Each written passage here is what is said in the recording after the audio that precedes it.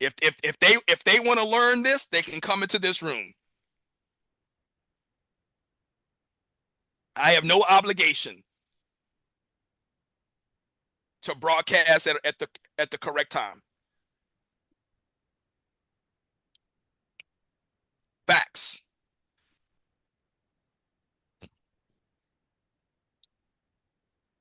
All right, so we're gonna go over a couple of current events, and then we're gonna do the challenge. Now, I was expecting the consumer confidence to come out next week because we got the CPI and the PPI this week. So I was assuming the CCI was going to come out next week. It's not on the calendar. So most likely it's going to come out the following week. So we're going to hold off on analyzing any of the consumer spending. We'll revisit that when I see the CCI on the schedule. But we do have these two events in our pocket, in our memory. We can pull it back up as long as it's not outdated. So I'll revisit next week to see if the CCI is on the schedule. And like I said, it's the same thing, guys. It's another opportunity to trade the same trade with the same analysis. Welcome to the room, Eric. Welcome back, my friend.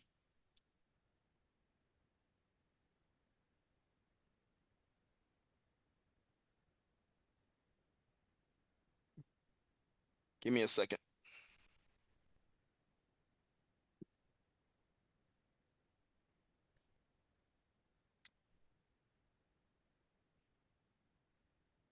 All right. So let's go over some current events first.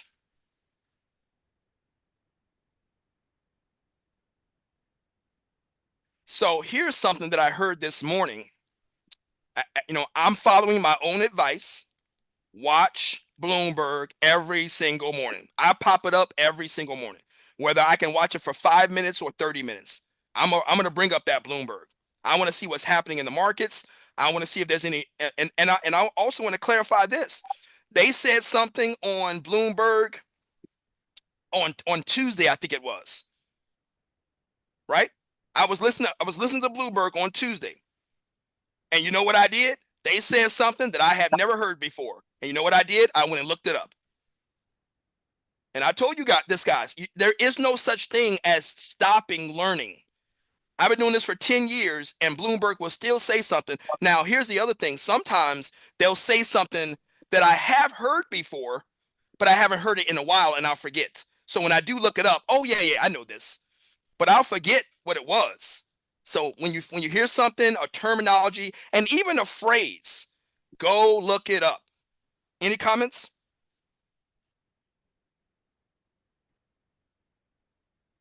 All right, so I saw an article. I sometimes I can find these articles and sometimes I can't. So yeah, okay. So give me a second, guys. Let me mute somebody. I knew I heard somebody, but it's just the microphone. All right. So I I'm constantly finding these articles, right? And I try my best to either bookmark them or leave them up on the browser so I can get to them later. But I did see something either last night or this morning that mentioned Apple. So I saw a video on Apple, well, actually all this week, that Apple did and they called it a secret update. So Apple did an update on their devices that they didn't tell anybody about. And the update has something to do with their AI. And we know that they have the Apple Intelligence, right? So everything is now built on this Apple Intelligence. Well, I heard this morning that update, because keep in mind, Apple is global. Apple is in every country. So I don't know what AI Apple is using in the US. No, we do know that they were using OpenAI. I don't know if they're still using OpenAI. Have they switched over to Anthropic? Have they switched over to DeepSeek? I don't know. Are they going to switch over to? I don't know. I don't see them switching over to the Meta AI, which I gave you guys that explanation in the student room yesterday. Because what is ARM? ARM has a new chip. So ARM is a part of SoftBank, which is a part of the Stargate. And connected to the Stargate, you have Oracle and Meta. So it's another group that's a part of the AI war. And think about that. If Meta AI is the AI of that sector, everybody else is not going to use it. Apple's not going to use it because they're competing with Meta. Tesla's not going to use it. They have their own AI. Microsoft is not going to use it because they are dealing directly with OpenAI. So as long as Meta AI is the AI of Stargate, then these Magnificent Seven are not going to use it. The lower market leaders may use it. Does that make sense?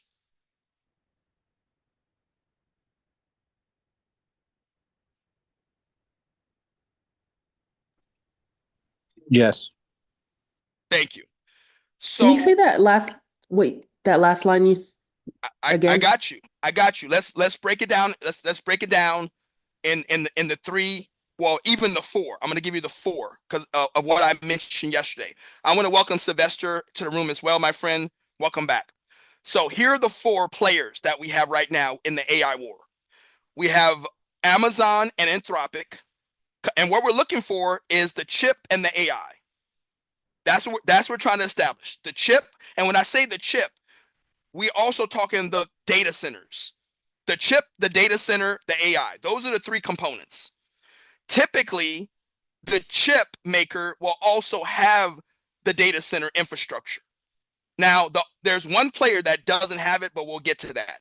But right now, Amazon has the chip and the data centers, and they're partnering with Anthropic AI. NVIDIA has the chip and the data centers, and they're partnering with OpenAI. So Stargate has the data centers. Cisco is the data centers. ARM, which is now owned by SoftBank, heavily invested. ARM is the chip maker as of yesterday's announcement. And then we saw that the whole Stargate has Meta a part of it. So Meta AI would be the AI for that connective. Let me say it for you again. Stargate has the data centers from Cisco, the chips from ARM, which is owned by SoftBank, and then we have the AI from Meta. So they still have the three components. And then now the fourth player is Chinese. And I mentioned this yesterday as well. Alibaba announced that they are now heavily into the chips. And we already know that Alibaba is competing against Amazon, so they also have data centers. If you guys give me a second, let me try to remember the Alibaba has data centers. I can't remember the name of it. But I'm trying to remember the Russian, and I have an account with the Russian site. Give me a second. Let me try to find it. Russian version of, I haven't used my account in years, but I do have one. Russia has a, dang it.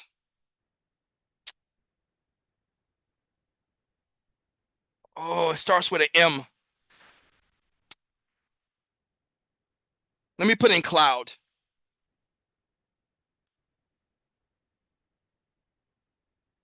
Yandex.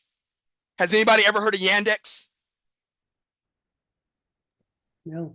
Yeah, it's a browser. Yeah. Well, it's not just a browser. All of that browser and everything is built on a cloud technology. And it's based out of Russia. So they have mail.ru, and that mail.ru is running through Yandex. They also have a browser, you're correct, but they also have Yandex Cloud. And it's basically another version or Russian version of Amazon. Or I guess you can even say Microsoft. Yeah, Azure But I believe And like I said, I believe like I said, I've done the research in the past. I believe that Yandex, their infrastructure is Chinese. I think the whole Yandex infrastructure, their cloud technology, everything that they're doing, all of that is on Chinese servers. Don't quote me on it because a lot of things change. But when I first looked this up, when I went back 10 years ago and got my Yandex account, um, back then there was a connection between the Yandex and China. So like I said, the Alibaba, that's what they're doing. They're leasing out their infrastructure, their data centers to multiple countries. So that is the data centers. But Alibaba also announced over the weekend or earlier this week that they also have a new chip. And then it just makes sense that if Alibaba is one of the most richest companies in China, they used to be number one. So if Alibaba is one of that top tier, companies in China, and they have the data centers, they have the new chip, then you can only assume that it would make the most sense that DeepSeek or any other AI company in China is going to partner with Alibaba and use their data centers, use their chips. So that's another player. Now, we don't know, all of the players in it. I'm just speculating, but we're going to watch it to see who the final players are.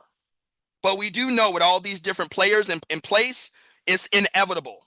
The inevitable conclusion that those companies are going to have to partner together to be able to compete with the US companies. And this just goes back to enforce, the acronym that I gave you in competition.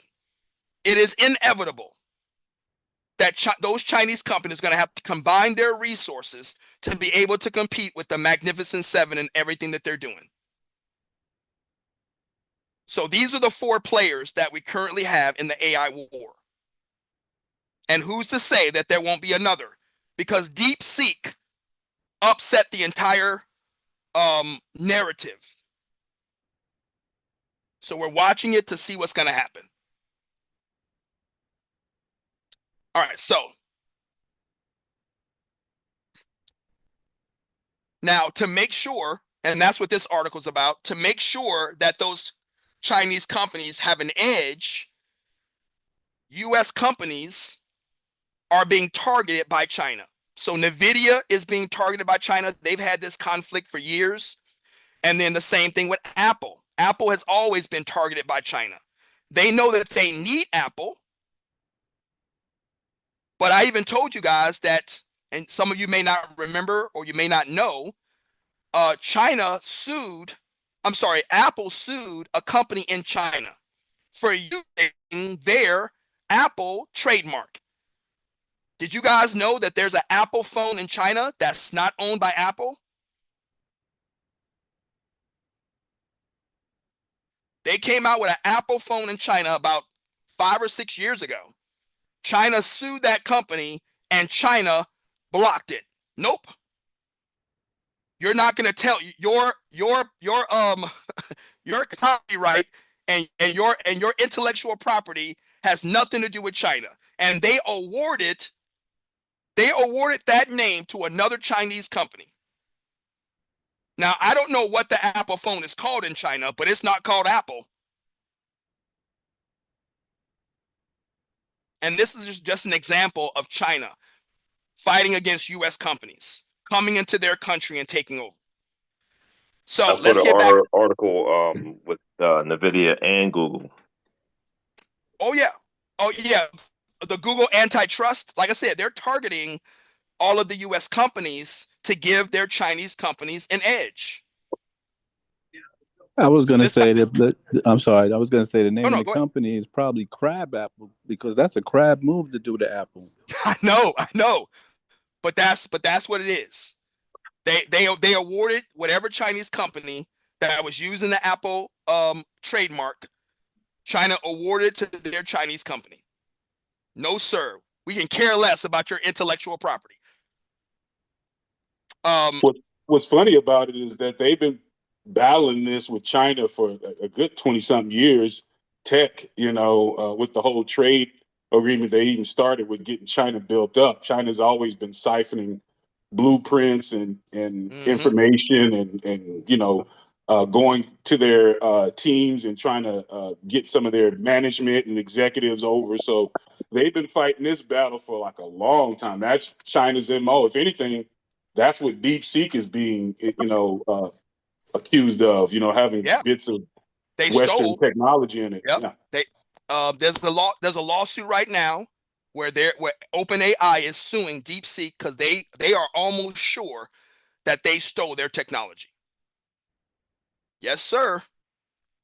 Um, so like I said, and you can even bring in the whole Meta thing, because if you guys remember 30 years ago when Meta went global, or Facebook went global, they did not allow Facebook to come inside China, and that's what allowed um WeChat to kind of take over. So they have their own social media platform in China, and obviously we also know that there's a lot of propaganda. They have censorship in place where China can only get certain pieces of news. I think they've kind of opened that up a lot in the past 10 years. But 10 years ago, most people in China didn't even know what a map looked like. Most people in China did not even know what the world map looked like. But like I said, I think that has changed in the last 10 years. But there was a lot of censorship in what the Chinese government allowed their citizens to see and know about. But like I said, there's this current battle. So here's the thing of what's happening with Apple. Apple released a new update, and people are seeing a lot of changes on the Apple device. And I'm pretty sure if you go to TikTok and put in Apple, you'll see all of those videos come up about that new update. But here's something that I heard this morning. Because once again, whatever Apple is using in the US or even around the world, that does not apply to China. So there's a deal on the table right now that China will have to use an AI company from China. So the Apple intelligence in China is going to have a completely different AI company. I don't know who that company is going to be, but I read that in an article this morning. We gotta let that play out to see how that's going to work. And think about it. Is it going to be DeepSeek? But they're looking to find another AI company for their Apple intelligence for China and even in that region.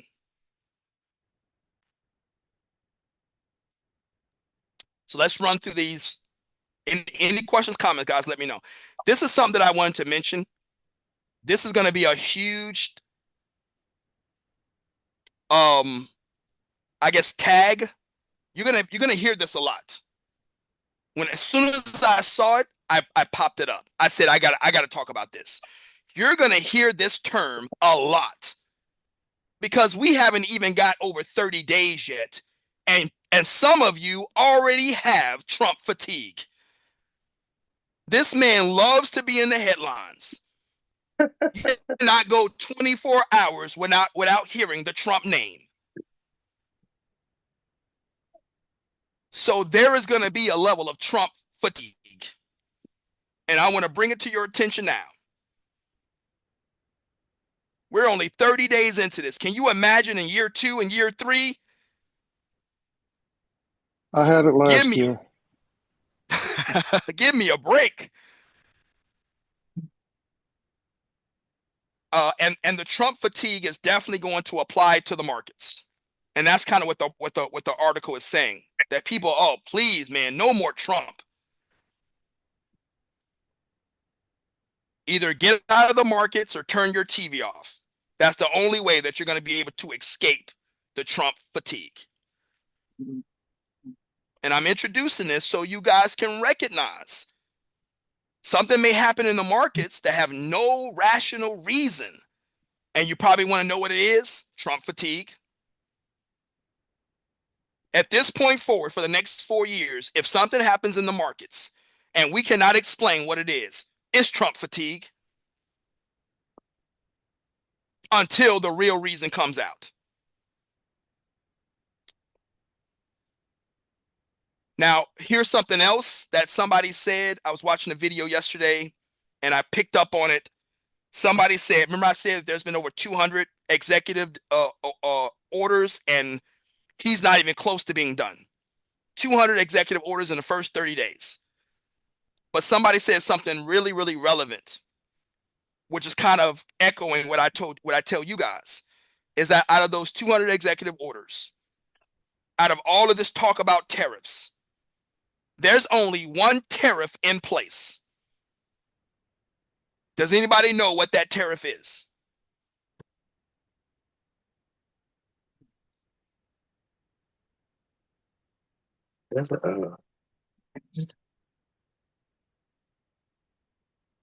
And the fact that you can't answer it is very telling. Because that's what I said. Trump is signing all these executive orders to confuse you. You don't know what's going on. There's only one tariff in place with all this talk of tariffs. I'm going to tariff India. Because that's what they said yesterday. We're going to tariff Canada, Mexico, Europe, India. What is the only tariff currently in place that Trump put in place? China? You got it. Yep. You got it. China is the only one that's in place. But this goes back to Trump fatigue. We don't know what's going on. And it's set to confuse you. But here's the other takeaway. This goes back to what I say. Only analyze what is currently in place. Do not lose sight of all this talk about what Trump is going to do. Because 99% of the time, it never happens. Futures stall on markets awaiting tariff details. Who cares? Why are you stalling out on something that's never going to happen? Please tell me you get this point. Forcing people into speculation. You got it. Sure. And you don't want to fall into that category. You don't want to be a part of that group. You want to be a part of the hunt, not the herd. So recognize the signal from the noise. And what do? Pop quiz. Somebody mentioned it a little bit earlier. What do we do when the markets is not giving us a signal? The 3 W's. Oh, Anybody? You wait, wonder, and some. You got it. Watch, wonder, and wait.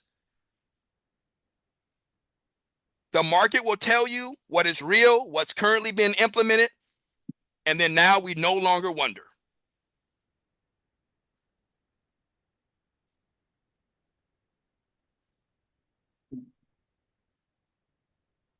I don't. This has to do with what Abena showed yesterday in the student room about debanking. I'm still looking this up. This has been in place probably for the last 5 or 10 years, but crypto is now bringing this back into effect. I'm not going to really talk about the debanking, but I will update on what I've got so far. It's definitely dealing with the crypto market. Crypto is causing the debanking, and I'm gonna mention it very quickly, and we can move on. And it kind of also echoes what I say about crypto. The institutions, and because everybody wants to validate crypto because all the institutions are trading it. But in that same breath, this is the moment of truth.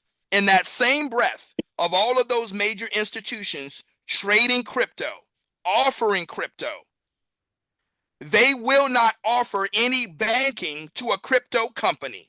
What does that tell you? They are debanking all of the crypto companies.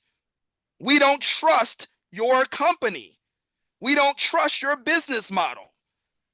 We don't trust that you are acting and a fiduciary responsibility to your customers. They are debanking crypto companies.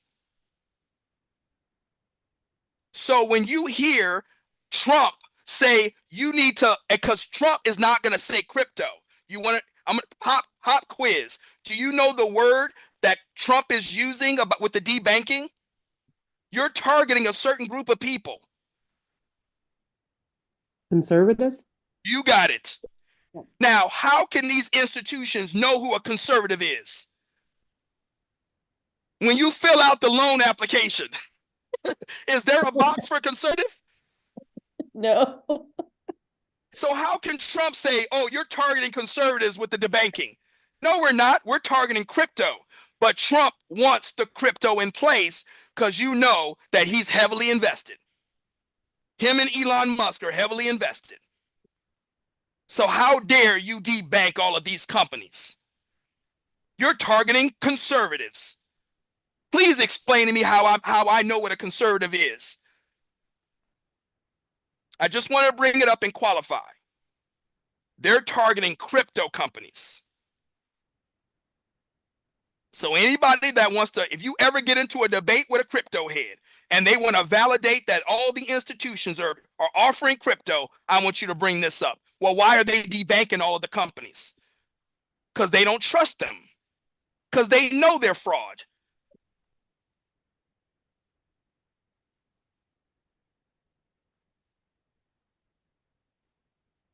You guys are welcome to look up debanking. Type in debanking crypto and you'll get a bunch of articles.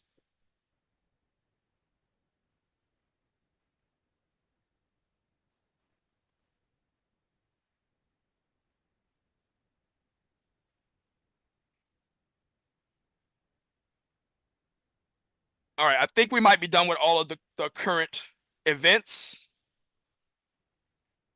So we're going to go into our challenge. I do want to let you guys know I'm going to be posting this. This is what today's assignment is all about. So this is a calculator that's going to help you save. So I want to show it to you first before I go into the challenge. So you're going to set your goal. Just put in something else. You're going to set the amount that you want to raise for your capital. You want to put in your initial deposit. All right.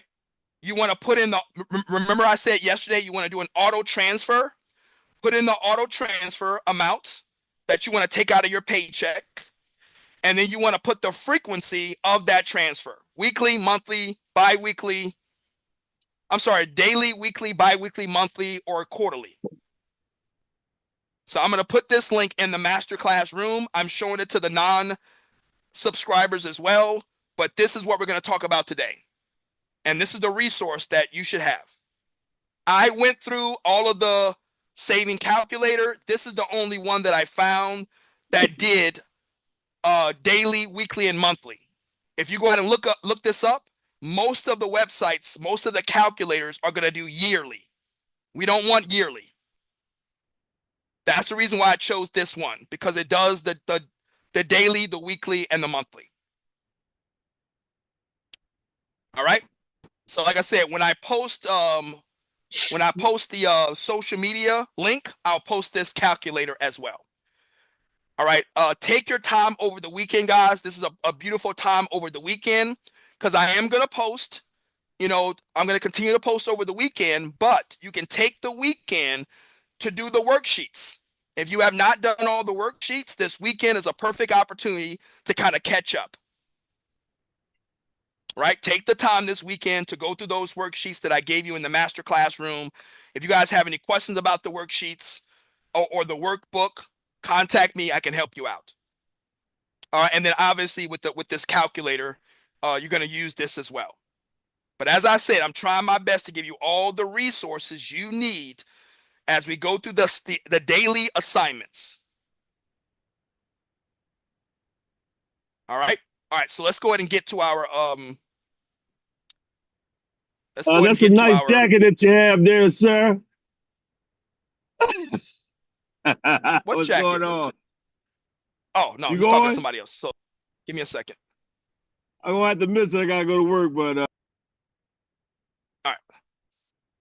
And I want to reiterate this, guys. You see, I never get upset. I know that the mic kind of goes off sometimes. Don't worry. I can always come in and mute you. Don't stress it. Don't feel bad. Because I can mute everybody. And then everybody now has to go through the chat. I don't want that. I want you guys to be able to unmute yourself and talk to me. So I'm kind of letting that go, giving you the ability to talk directly to me. That just means that I gotta kind of mute your mic if it kind of goes off sometimes. So no stress, no stress. Don't It feel bad hasn't if it happens. it hasn't Go ahead. done it to me in a while, Aaron, but there was I a know, but period for it'll happen. You know, yeah, I the mean, same way that I don't turn my mic on, your mic will unmute. It's just a part of it. yeah, I mean there was a period for 2 weeks there where my mic was just unmuting and I'm just looking at I the know. phone. I'm like, I didn't touch anything. I know. I don't know why it does it. I think it's something in the settings that if you say something, I think it kind of triggers the mic. How you Yeah. can be in your house and you say Siri or because I've done this where I'll be in a conversation and then my Google search will pop up. You know how you have to say, hello Google, I think it is, or whatever it is. So I'll be in a conversation and my Google will pop up and start searching a conversation that I'm having. So I think it's kind of those. I think there's some kind of keyword that we may say that, and I'll tell you something else, gestures. Your camera will pick up gestures. I've had to go in and turn off gestures because I use my hands a lot when I'm talking, and one gesture will do something in the Zoom. So like I said, I'm not stressing it. Don't worry. Don't feel bad. It's a part of you guys being able to kind of talk directly to me. All right, but let me go ahead and pull up the challenge for the day.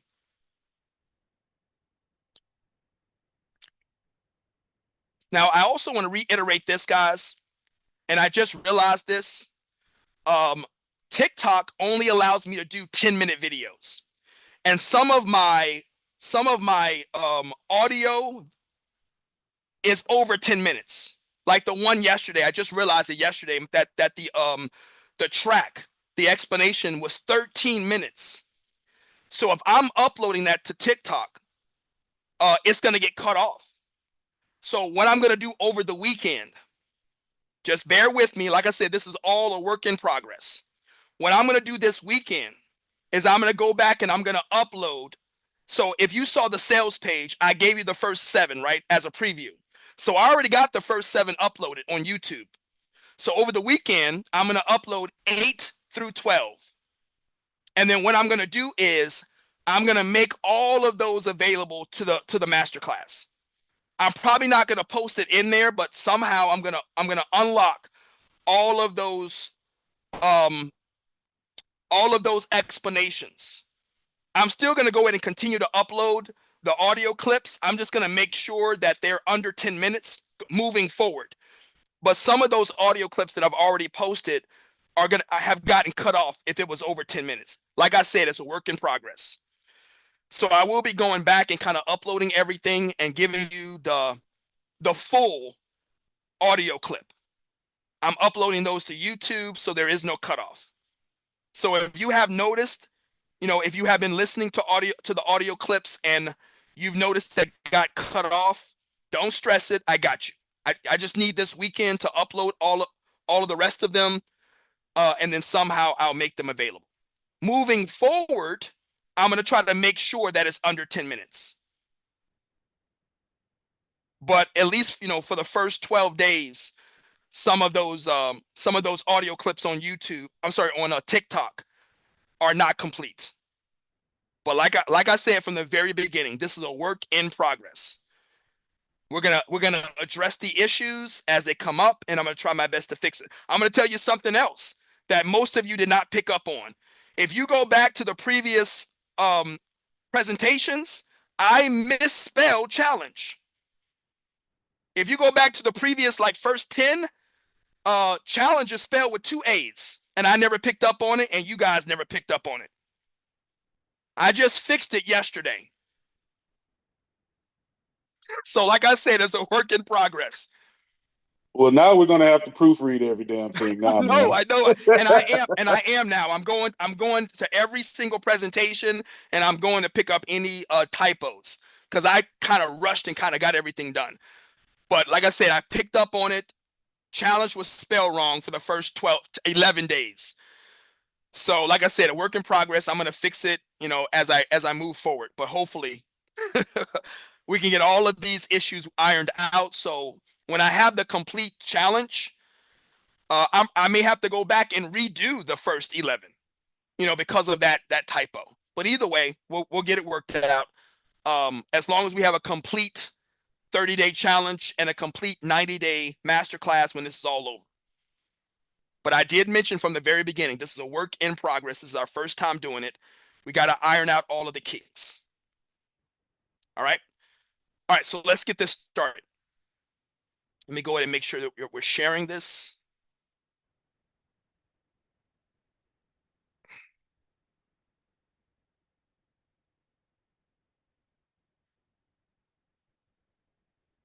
Here we are, guys. Day 12.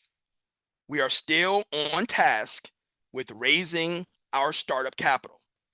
I think we started this back in day 8, day 9, and here we are, still making sure that we're going step by step on every daily assignment to make sure that we have enough money to trade when the time is right.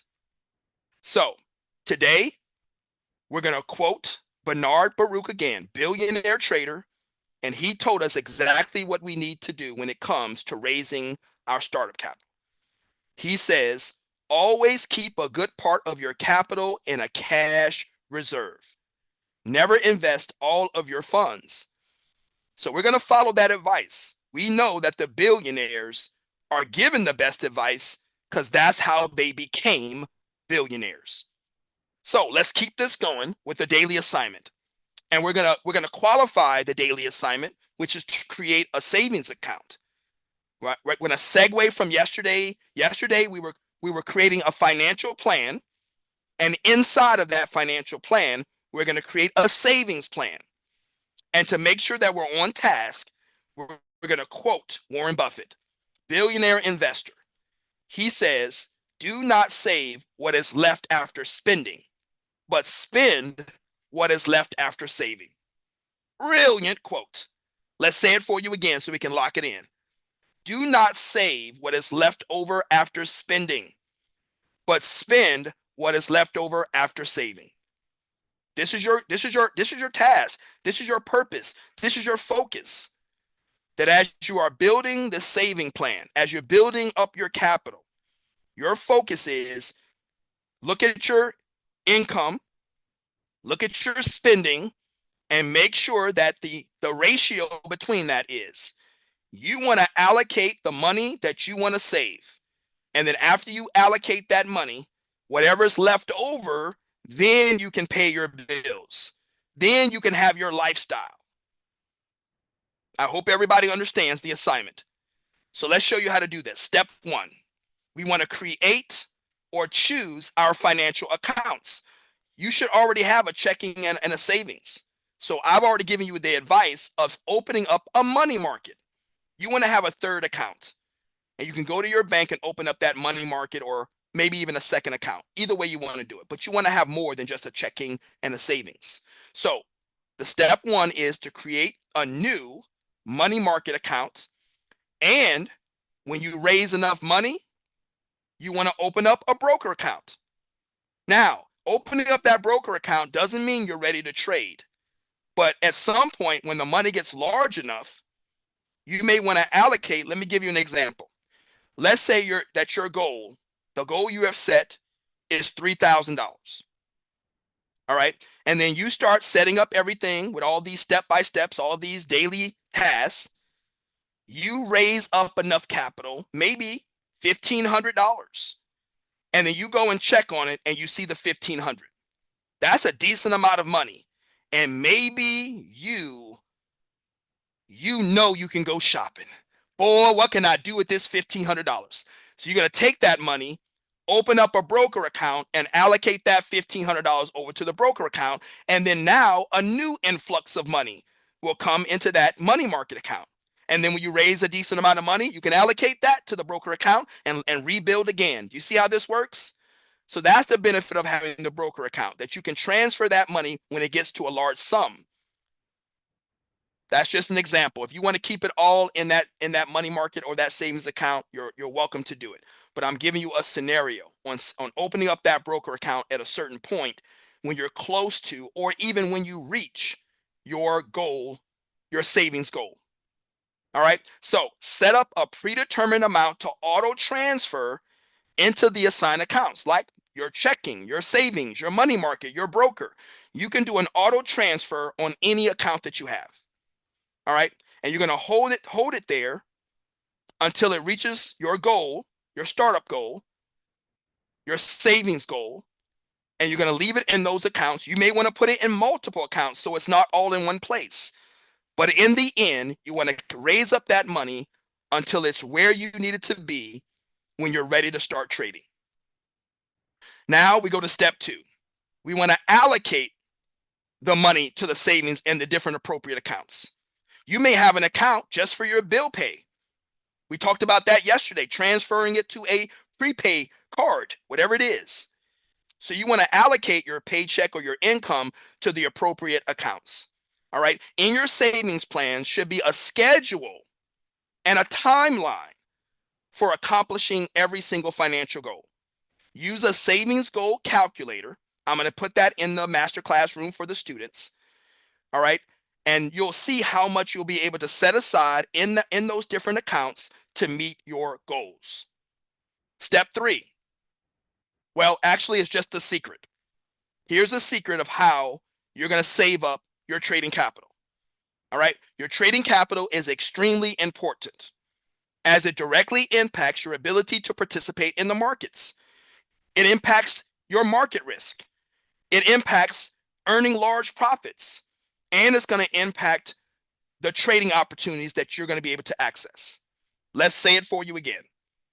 Depending on how much money you save up, whatever your total trading capital is, it's going to impact your participation in the markets, your managing your risk, earning larger profits, and accessing certain trading opportunities. Capital is the foundation of your trading activity. If you're only trading pennies, dollars, hundreds, you will not have the same access when you have thousands and tens of thousands. The more capital you have, the more it allows you to buy larger quantities, giving you greater buying power and higher valued trades.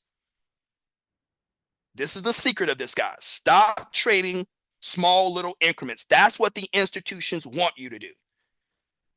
Hold off, be patient, have discipline, allocate your income to several different accounts, have a goal of how much money you want to raise, wait until you raise that money, and then you can trade with a large amount to give you that access.